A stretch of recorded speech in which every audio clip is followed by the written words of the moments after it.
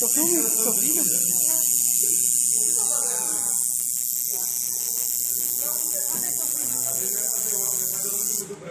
Hã? Quer fazer uma também, ela tá mais branca. Sai não, tem mais. Você não tem noção de como essa peninha tá delicada. Hã? Vimos celular por aí, Bento? Entendi como você falou. Vimos celular por aí.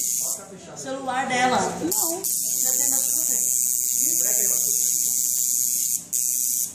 Como se soubesse qual é o celular dele. A peninha tão delicada. A Luísa, você tá com a doida que tá arrumou. Vou fazer o beijo dela aqui. Ou apoia. Primeiro dia que você beijou, lembra? Meu. Fui dormir na casa dele, batomzão vermelho, beijei ele tudinho. Aí eu fui, dei um beijo na virilha e tirei uma foto. A mãe dele chega. Minha mãe, a primeira coisa que minha mãe viu, Meu, que ela falou, vergonha. quem foi que te beijou aqui? Bem aqui o beijo aqui. Aí ela, minha cara com batomzão vermelho, né? Aí eu, Quem foi que te beijou aí, filho? Ela falou, não precisa falar, já sei. um beijo no pescoço, no peito, na virilha. Desde aquele dia eu falei que ia fazer. 036. Entra no WhatsApp. WhatsApp. Ele não tá fazendo as coisas ainda, quando ele tiver isso não.